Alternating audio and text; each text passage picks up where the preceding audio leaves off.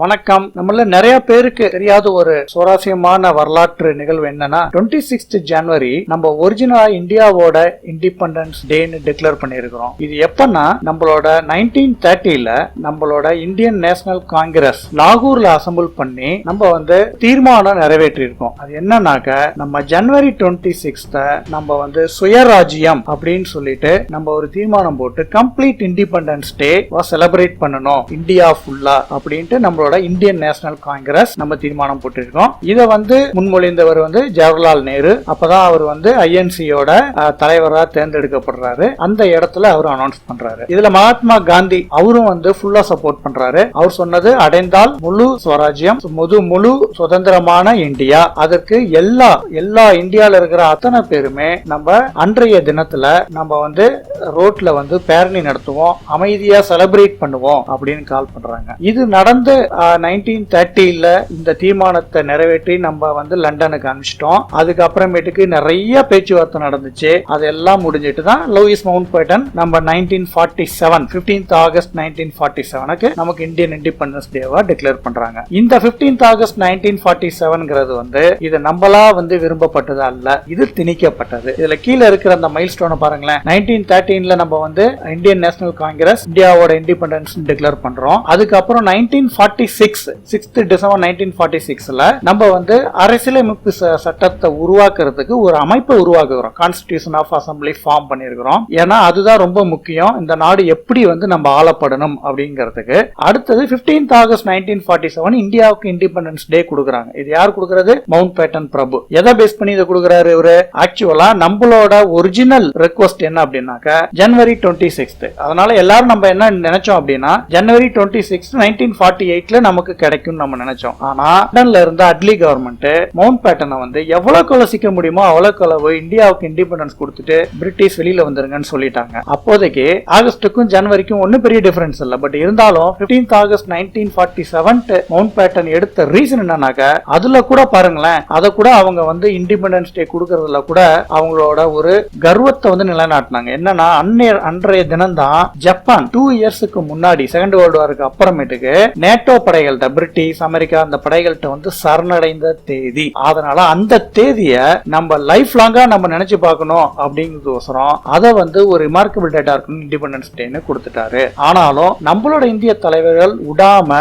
நம்மளோட அதை அக்செப்ட் பண்ணிக்கிட்டாங்க. ஏன்னா அந்த டேல தான் இந்தியா பாகிஸ்தான் ரெண்டா ஸ்பிளிட் ஆனது. அதை அக்செப்ட் பண்ணிக்கிட்டு நம்ம நம்மளோட அரசியல் அமைப்பை நம்ம உருவாக்குவோம் அப்படின்னு சொல்லிட்டு அவங்க டெவலப் பண்ணி அதை ஒரு ஃபார்ம் கொண்டு ரிலீஸ் பண்ணி எஃபெக்ட் ஆனதான் 26 ஜனவரி 1950. அதுதான் நம்மளோட இந்தியா ரிபப்ளிக் ஆனது. கான்ஸ்டிடியூஷன் ஆஃப் இந்தியா டிக்ளேர்ட் பண்ணிட்டு அப்பதான் குடியரசுத் தலைவர் அரசியலமைப்பு திட்டம் ஒண்ணு நம்ம இம்ப்ளிமெண்ட் பண்ணது. அதுக்கப்புறம் 1951 1952ல ஃபர்ஸ்ட் ஜெனரல் எலெக்ஷன் நடந்துச்சு ஃபார் லோக்சபாக்கு. அதுலதான் நேரு ஃபர்ஸ்ட் பிஎம் செலக்ட் ஆனாரு. இதுதான் நம்மளோட history background about independence day and republic day. இப்ப நிர்வகிக்கணும்னாக்க அதுக்கு சில லாஸ் இருக்கணும், ஒரு அரசியலமைப்பு இருக்கணும், கான்ஸ்டிடியூஷன்ஸ் இருக்கணும். சோ நம்ம 1947ல பிரிட்டிஷ் நம்மள்ட்ட கொடுத்துட்ட உடனே நமக்கு அப்ப அதுக்கு முன்னாடி எல்லாம் எந்த சட்டத்திட்டமும் இல்லையா அப்படின்னு கேள்வி கேட்கலாம். இருந்துச்சு. அதுக்கு பேரு தான் இம்பீரியல் லெஜிஸ்லேட்டிவ் கவுன்சில். அப்புறம் சம் பாயிண்ட் ஆஃப் டைம்ல இம்பீரியல் லெஜிஸ்லேட்டிவ் அசம்பிளி ஆச்சு. 1861ல இருந்து 1947 வரைக்கும் இது பியூரா இதை கண்ட்ரோல் பண்ணது எல்லாமே மெஜாரிட்டி பிரிட்டிஷ் அண்ட் 2-3 பேர் இந்தியாவில ஜால்ரா போடாங்க இருப்பாங்களே அவங்களையும் குள்ள கூட்டுக்கிட்டு அவங்க டிஃபைன் பண்ணதுதான் நிறைய ஆக்ட். 1861 1892 இந்த மாதிரி இயர்ல இந்தியன் கவுன்சில்ஸ் ஆக்ட். அதாவது நம்ம இந்தியால ஐசிஎஸ்னா எப்படி இருக்கணும், எப்படி மக்கள் டிசைட் பண்ணுங்கிறத யார் நிர்ணயம் பண்ணாங்க? யூகே பார்லிமெண்ட்ல for India governing act pass பண்ணாங்க. அதுதான் Indian councils act, government of India act. அப்புறம் இந்தியன் இண்டிபெண்டன்ஸ் ஆக்ட் 1947. அது வரைக்கும் நமக்கு இண்டிபெண்டன்ஸ் கொடுத்தப்ப கூட ஒரு ஆக்ட் பாஸ் பண்ணாங்க. என்ன அப்படின்னாக்க இந்தியாவையும் பாகிஸ்தானையும் டிவைட் பண்ணி ஹேண்ட் ஓவர் பண்றது. அதுக்கு அப்புறம் தான் நம்ம என்ன பண்ணோம்னாக்க we have formed a Constitution Assembly of India அப்படின்னு ஒரு அமைப்பு ஃபார்ம் பண்ணோம். நமக்கு எப்ப 1946, அதாவது ஜஸ்ட் பிஃபோர் இண்டிபெண்டன்ஸ் முன்னாடியே இந்த கருத்து வர ஆரம்பிச்சிச்சு. நம்ம இந்தியாவுக்கு நம்ம நமக்குன்னு ஒரு அரசியலமைப்பு சட்டம் இருக்கணும். அதை எதை பேஸ் பண்ணி இருக்கணும்? அரசர் ஃபாலோ பண்ணி இருக்கணுமா, கிங்டம் பேஸ் பண்ணி இருக்கணுமா, இல்ல ஃபெடரல் கைண்ட் ஆஃப் இதுல இருக்கணுமா, இல்ல நம்மளோட கம்யூனிசம் இருக்கணுமா, இல்ல நமக்கு ஓன் இதா இருக்கணுமா அப்படிங்கிறதுக்கு நம்மளோட இதை நம்ம டிசைட் பண்றதுக்கு நம்ம கான்ஸ்டிடியூஷன் அசம்பிளி ஆஃப் இந்தியா ஒன்னு ஃபார்ம் பண்ணோம். நீங்க அந்த மேப்ல பாருங்களேன், அந்த கான்ஸ்டிடியூஷன் அசம்பிளி இந்தியால it's a bigger India including Pakistan and also Bangladesh, India. இது எல்லாம் சேர்ந்ததுதான் அப்போதைக்கு இருக்க India, just before the 1947 partition. So இந்த கான்ஸ்டிடியூஷன் அசம்பிளி பெரிய மைல்ஸ்டோன் தான் அந்த ரைட் சைடு இருக்குது. யூ கேன் see quickly நம்மளோட ஃபர்ஸ்ட் நம்ம என்ன பேஸ் பண்ணி எடுத்தோம்னா பிரெஞ்சு பிராக்டிஸ். பிரெஞ்சு தான் வந்து உலகத்திலேயே வந்து மக்களாட்சிக்கு ஒரு சிறந்த உதாரணம்னு நம்ம நினைச்சோம். அதனால அவங்கள்ட்ட இருக்கிற அந்த கான்ஸ்டிடியூஷன் அசம்பிளி ஒரு ரெஃபரன்ஸா எடுத்துக்கிட்டோம். அப்புறமேட்டுக்கு நம்ம 6th December 1946ல ஃபார்ம் பண்ணிட்டு 15th August 1947ல நமக்கு இண்டிபெண்டன்ஸ் கொடுத்துட்டாங்க. அதுக்கப்புறமேட்டுக்கு இந்தியா வந்து ரெண்டா வந்து பிரிஞ்சிருச்சு, இந்தியா டாமினேஷன் அண்ட் பாகிஸ்தான் இதுன்ட்டு. அப்புறம் 29th August சுதந்திரம் வந்த உடனே இம்மீடியட்டா நம்ம ஆளுங்க பண்ண ஒரு மிகப்பெரிய காரியம், இந்த கான்ஸ்டிடியூஷன் டிராஃப்ட் பண்றதுக்கு ஒரு கமிட்டி வேணும்ட்டு டாக்டர் அம்பேத்கரை சேர்மனா போட்டுட்டு அவரு கீழே ஒரு 6 மெம்பர்ஸா போட்டுட்டு ஃபார்ம் பண்ணிட்டு இதை வந்து நம்ம கான்ஸ்டிடியூஷன் ஆஃப் இந்தியாவை நம்மளோட சபையில டிஸ்கஸ் பண்ணி நிறைய டிஸ்கஸ் பண்ணாங்க. பண்ணி இதை வந்து ஒரு பில்லா பாஸ் பண்ணோம். எப்பனா 26 November 1949ல நம்ம இதை வந்து நம்மளோட பார்லிமெண்ட் ஹவுஸ்ல பாஸ் பண்ணி அடாப்ட் பண்ணிட்டோம். அப்புறமேட்டுக்கு 24 January 1950ல இந்த கான்ஸ்டிடியூஷன் அசம்பிளியோட லாஸ்ட் மீட்டிங் நடந்து அதை அக்செப்ட் பண்ணிட்டு சபையும் கலைச்சிட்டோம். 26 Januaryல 1950ல this constitution of India becomes into law and it is enforced. அதுல அப்பதான் வந்து நம்ம இந்தியா ஒரு குடியரசு ஆனது, அதாவது மக்களால் நிர்வகிக்கப்படும் நம்மளோட ஒரு குடியாட்சி. இதுதான் வந்து நம்மளோட ரிபப்ளிக்கோட அரசியலமைப்பு சட்டத்தின் வரலாறு. அடுத்தது இதுல சில போட்டோஸ் எல்லாம் பாருங்க, ரொம்ப இன்ட்ரெஸ்டிங்கா இருக்கும். அம்பேத்கர் வந்து என்ன பண்றாரு, டிராஃப்டிங் கமிட்டி அவர் ஃபைனல் டிராஃப்ட் ப்ரிப்பேர் பண்ணிட்டு நம்மளோட கான்ஸ்டிடியூஷன் அசம்பிளியில அப்ப இருக்கிற தலைவர் வந்து ராஜேந்திர பிரசாத் நம்ம செலக்ட் பண்ணியிருந்தோம். அவர்கிட்ட 25th November கொடுக்குறாரு. அப்புறம் ஜவஹர்லால் நேரு இவங்க எல்லாருமே வந்து நம்ம சைன் போடுறாங்க. 1950ல கான்ஸ்டிடியூஷன் அசம்பிளி ஃபைனலா வந்து மீட் பண்ணிட்டு அதுல 299 மெம்பர்ஸ். இதெல்லாம் எப்படி செலக்ட் பண்ணாங்கன்னாக்க அந்தந்த மாநில வாரியா, அப்புறம் அங்க இருக்கிற மன்னர்களோட நம்ம அந்த சின்ன சின்ன மன்னர்களோட ரெப்ரசன்டேட்டிவ் இதெல்லாம் ஃபார்ம் பண்ணி தான். அப்பதான் ஒரு சிஸ்டமே கிடையாது இல்லைங்களா, எப்படி எடுக்கணும் என்ன அதெல்லாம் ஓட்டிங் எதுவுமே கிடையாது. இது வந்து அப்பப்ப நம்ம செலக்ட் பண்ணி அவங்க எல்லாம் போட்டுக்கிட்டது. சோ இவங்க எல்லாம் சேர்ந்து நிறைய மேதாவிகள், அதிபுத்திசாலிகள் அண்ட் அறிஞர்கள் நிறைந்த சபையில வந்து இதை எல்லா இந்தியாவில் இருக்கிற அத்தனை பேரும் பார்ட்டிசிபேட் பண்ணி இதை வந்து சைன் பண்ணி எனாக்ட் பண்ணிருக்காங்க. மெயினா இந்த கான்ஸ்டிடியூஷன் ஆஃப் இந்தியா ரொம்ப ரொம்ப முக்கியங்க. இது வந்து நம்ம வந்து பேசிக்ஸ் கொஞ்சம் தெரிஞ்சுக்கிட்டா போதும். இது மெயினா என்ன வந்து டீல் பண்ணுதுன்னா ஃபண்டமெண்டல் பொலிட்டிக்கல் கோட் என்ன, நம்மளோட அரசியலமைப்பு எப்படி இருக்கணும், ஸ்ட்ரக்சர், அதோட ப்ரொசீஜர்ஸ் என்ன, அதுக்கு உண்டான பவர்ஸ் என்ன, கவர்மெண்ட் இன்ஸ்டிடியூஷனோட டியூட்டிஸ் என்ன, நம்மளோட ஃபண்டமெண்டல் ரைட்ஸ் என்ன,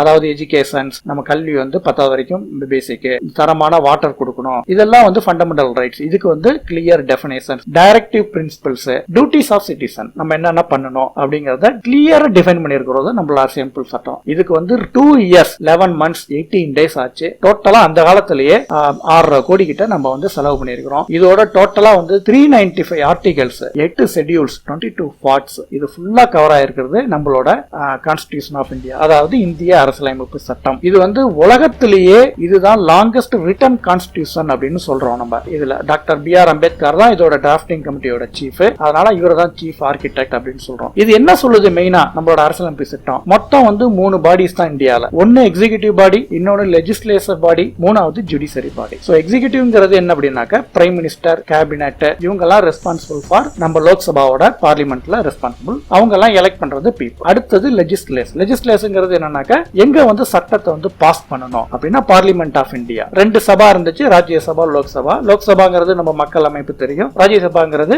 மாநிலங்களவையிலிருந்து செலக்ட் பண்ணி வர்றவங்க ராஜ்யசபாக்கு வருவாங்க. அடுத்தது judiciary, supreme court, high court and district courts, இவங்க எல்லாம் ஜுடிஷரி. இந்த 3 தான் நம்மளோட அரசியலமைப்பு சட்டத்தோட பில்லர்ஸ். இந்த 4வது பிரஸ்ங்கிறாங்க, அதை வந்து அது எதுலயுமே சொல்றது கிடையாது அரசியலமைப்பு சட்டத்துல, அதுவா ஆட்டோமேட்டிக்கா நம்மளோட டெமோக்ரஸில எவால்வ் ஆயிடுச்சு. சோ இதுல என்ன ரொம்ப கிளியரா சொல்லிருக்காங்கன்னா கான்ஸ்டிடியூஷனல் சுப்ரீமசி, அதாவது அரசியலமைப்பு சட்டம் தான் மெயின், அதுதான் வந்து உயர்ந்தது, அதுதான் டாப். இத வந்து பார்லிமெண்டால ஓவர் ரைட் பண்ணவே முடியாது. ஏன்னா பார்லிமெண்ட்ங்கிறது இந்த அரசியலமைப்பு சட்டத்தை பேஸ் பண்ணி அப்புறம் செட் பண்ணதான். அதனால பார்லிமெண்ட் வந்து அதுல ஸ்மால் அமெண்ட்மெண்ட் பண்ண முடியுமா ஒழிய காலத்துக்கு தகுந்த மாதிரி அதை, பட் பார்லிமெண்டால இதை ரிமூவ் பண்ணவே முடியாது. அதனாலதான் இந்திரா காந்தியோட எமர்ஜென்சி அப்பவும் அவர் இங்க என்னென்னலாம் ஆக்ட் கொண்டு வந்தாங்களோ அதுக்கப்புறம் நடந்த எலெக்ஷன்ஸ்ல we go back to zero, that is we followed only the constitution of India. so அவங்களோட பீரியட்ல எனாக்ட் பண்ண அத்தனை இதுவுமே ரிமூவ் ஆயிடுச்சு. ரெண்டாவது, நம்ம அரசியலமைப்பு சட்டம் என்ன சொல்லுது, ஜுடிஷரி கோர்ட்ஸ் தான் வந்து final arbiter of the constitutions. அவங்களோட டியூட்டி என்னன்னா ஒரு வாட்ச் டாக் மாதிரி இருக்கணும். ஏதாவது வந்து லெஜிஸ்லேட்டிவோ இல்ல வந்து எக்ஸிகியூட்டிவ்ஸ்க்கோ அவங்க வந்து அந்த கான்ஸ்டிடியூஷனல் நம்ம டிஃபைன் பண்ணதுல இருந்து வழி தவறி போனாங்கன்னா அதை ஸ்டாப் பண்ணி கண்ட்ரோல் பண்ணணும். இதுக்கோட மெயின் பவர் யார் கொடுத்தாங்கன்னாக்க supreme court and high court. அதனாலதான் இன்னைக்கும் பார்லிமெண்ட்ல ஏதாவது ஒரு லா பாஸ் பண்ணாங்க அப்படின்னாக்க அதை வந்து கொஸ்டின் பண்றதுக்கு சுப்ரீம் கோர்ட்டுக்கு ஃபுல் ரைட்ஸ் இருக்குது. இன்க்ளூடிங் த ஃபார்மர்ஸ் லாஸ் எல்லாம் இப்ப பேசணும் இல்லைங்களா, அதெல்லாம் ஆதார் லா எதா இருந்தாலுமே supreme court have the power to review and C இது கான்ஸ்டிடியூஷன் படி கண்டிஷன்ஸ்குள்ள பவுண்டரிக்குள்ள இருக்குதா அப்படின்னு பார்த்துட்டு அதை வந்து அவங்களால ஓகேவும் பண்ண முடியும் இல்ல ரிஜெக்டும் பண்ண முடியும். அவங்களுக்கு அவ்வளவு பவர் வந்து கொடுத்திருக்காங்க. சோ அரசியலமைப்பு சட்டம் என்ன சொல்றாங்கன்னாக்க எனி பாயிண்ட் ஆஃப் டைம்ல யார் ஒருத்தர் கையிலையும் பவர் போயிடக்கூடாது, நாடு வந்து சின்ன பின்னம் ஆயிடக்கூடாது அப்படிங்கறதோட அம்சம் தான் அது. ஓவரால் அரசியலமைப்புக்கு யார் தலைவர்? குடியரசுத் தலைவர். அவர் தான் நம்மளோட president. But he has to follow all these three and mainly he will follow the executive council and the parliament. So இது பாத்தீங்கன்னாக்க நீங்க இதெல்லாம் பாருங்க, இதுல இப்போதைக்கு constitution of India first time இது வந்து 1950ல சொன்னோம் இல்லைங்களா, அப்பெல்லாம் வந்து அவங்க எந்த மிஷின்லயுமே பண்ணலங்க, டைப் பண்ணல, ஒன்லி இந்த ஹேண்ட் ரிட்டன் ஆர்டிகல் தான் எல்லாமே. சோ இதை வந்து நம்மளோட ஒருத்தர் எழுதி மொத்தம் 2 காப்பியா போட்டாங்க. ஒன்னு வந்து ஹிந்தி, இன்னொன்னு வந்து இங்கிலீஷ். ஒரே ரெண்டு தான், ரெண்டுமே ஹேண்ட் ரிட்டன் காப்பி. அதுல ரெண்டுமே வந்து இப்போதைக்கும் இருக்குது. அந்த ஒரிஜினல் ரிட்டன் சைன்டு காப்பி வந்து இன்னமும் நம்மளோட பார்லிமெண்ட் லைப்ரரியில it is stored properly. So இது சம் ஆஃப் த போட்டோஸ் பாத்தீங்கன்னாக்க ரொம்ப இன்ட்ரெஸ்டிங்கா இருக்கும். டாக்டர் ராஜேந்திர பிரசாத் அவர் தான் ஃபர்ஸ்ட் பிரசிடென்ட் ஆஃப் இந்தியாவா as per the constitution committee படி ஜனவரி 26 அவர் வந்து பொறுப்பேற்றிருக்கிறாரு. அந்த first parade republic day parade 1950 நடந்ததும் ஒரு போட்டோஸ் இருக்குது. அதுல விட ஒரு இம்பார்ட்டன்ட், அப்பையில இருந்தே நம்மளோட இதுக்கு சீஃப் கெஸ்டா நம்ம வெளியில இருந்து நிறைய அதர் கண்ட்ரிஸ் சீஃபை கூப்பிட ஆரம்பிச்சோம். அப்படி ஃபர்ஸ்ட் வந்தவர் தான் இந்தோனேசியாவோட ஹெட் பிரசிடென்ட் சுகார்னோ. அவர் தான் நம்மளோட ஃபர்ஸ்ட் ரிபப்ளிக் டேயோட சீஃப் கெஸ்ட். அடுத்தது இன்னொரு இன்ட்ரெஸ்டிங் நியூஸ் பாத்தீங்கன்னாக்க 1950ல இருந்து 54 வரைக்கும் நம்மளோட ரிபப்ளிக் டே வந்து செலிப்ரேட் பண்ணதுல ஒரு 2-3 பிளேஸ்ல செலிப்ரேட் பண்ணிருக்கோம். ஆரம்பத்துல இப்போதைக்கு இருக்கிற நேஷனல் ஸ்டேடியம், அப்புறம் ரெட் ஃபோர்ட்ல செலிப்ரேட் பண்ணிருக்கோம் வந்து ஒரு வருஷம், அப்புறம் ராம்லீலா கிரவுண்ட்ஸ்ல ஒரு டைம், அப்புறம் கிங்ஸ் நிறைய இடத்துல செலிப்ரேட் பண்ணிருக்கோம். ஆனா 1955ல தான் we took a decision, we will do Republic Day in the Rajpath. அதாவது நம்மளோட மெயின் அந்த இந்தியா கேட்ல இருந்து நம்மளோட பார்லிமெண்ட் ஹவுஸ் வரைக்கும் இருக்கு இல்லைங்களா, அதுதான் ராஜ்பாத். அதுல வந்து செலிப்ரேட் பண்ண ஆரம்பிச்சோம். இதுல ஒரு இன்ட்ரெஸ்டிங் திங் என்னன்னாக்க நம்மளோட சீஃப் கெஸ்ட் அப்போதைக்கு ராஜ்பாத் பேரடுக்கு நம்ம மாத்தணும் இல்லைங்களா, அப்ப வந்து சீஃப் கெஸ்ட் வந்து இன்ட்ரெஸ்டிங்கா first governor general of Pakistan Malik Ghulam Mohammad அப்படிங்கிறவர் தான் நம்மளோட சீஃப் கெஸ்டா வந்து ஜாயின் பண்ணாரு. சோ இந்த வியூல பாத்தீங்கன்னா ஒரு ஓவரால் பிக்சர் கிடைக்கும். இன்ன வரைக்கும் நம்மளோட ரிபப்ளிக் டேக்கு பார்ட்டிசிபேட் பண்ண சீஃப் கெஸ்ட்ஸ் எல்லாம் நீங்க பார்க்கலாம். அந்த என்டையர் குளோபலயே வந்துட்டு பிரான்ஸ், யூகே எல்லாம் 5 டைம்ஸ் கூப்பிட்டுருக்கோம். அப்புறமேட்டுக்கு ரஷ்யா, பூட்டான்லாம் 4 டைம்ஸ் பார்ட்டிசிபேட் பண்ணிருக்காங்க as a chief guest. இதே மாதிரி several countries across the globe வந்து we have requested, we have invited, all they have participated and Republic Day வந்து நிறைய பேர் பங்கு பெற்று உலக தலைவர்கள் சிறப்பிச்சார்கள். நம்மளுடைய நாட்டோடைய military, cultural and other elements showcase பண்ற ஒரு ஃபங்க்ஷனா இருந்துச்சு. ரொம்ப முக்கியம் இன்ட்ரெஸ்டிங்கானது ஃபிளாக் ஹோஸ்டிங். நம்மளோட நிறைய பேர் மிஸ் அண்டர்ஸ்டாண்ட் பண்ணிட்டு இருக்கிறோம். நல்லா தெரிஞ்சுக்கணும், இண்டிபெண்டன்ஸ் டே அப்ப பிளாக் வந்து நம்ம டவுன்ல கட்டியிருப்போம், அதை விரிச்சு அதை அப்ல வந்து நம்ம பிளாக் ஹோஸ்ட் பண்ணுவோம். ஏன்னாக்க நம்ம இண்டிபெண்டன்ஸ் டே அப்பதான் we are coming out from British. So அந்த யூனியன் ஜாக் கொடியை கீழே இறங்கிட்டு நம்மளோட இந்தியன் நேஷனல் பிளாக மேலே ஏற்றின ஒரு இன்சிடென்ட். ஆனா ரிபப்ளிக் டேங்கிறது வந்துட்டு நம்மளோட பிளாக வந்து மேல வச்சு கட்டியிருப்போம், ஜஸ்ட் வந்து அன்ஃபர்ல் மட்டும் பண்ணுவோம். அதாவது நம்ம வந்து அந்த கொடியை வந்து ஜஸ்ட் வந்து இழுத்து விட்டு கட்டுவோம் நமக்கு. ஸோ தட் அந்த முடிச்சு இருக்கிறத அவுத்து விட்டு நம்ம பண்ணுவோம். ஏன்னா அது குடியரசு தினம். நம்ம வந்து we come out of from அந்த காலனி ஆதிக்கத்திலிருந்து வெளியில வந்துட்டு நம்மளோட முழு குடியரசு தினமா ஆனதுனாலங்கிறதுனால ரிபப்ளிக் டேக்கு ஒன்லி வந்து பிளாக் வந்து அன்ஃபர்ல் மட்டும் தான் பண்ணுவோம். சோ இத்தனை இன்ட்ரெஸ்டிங்கான நம்மளோட வரலாற்று முக்கியத்துவம் வாய்ந்த ரிபப்ளிக் டேக்கு நம்ம எல்லாருமே வந்து பெருமிதம் கொள்வோம், சிறப்பாக நம்ம கொண்டாடுவோம்னு சொல்லிக்கிறேன். ஜெய்ஹிந்த்.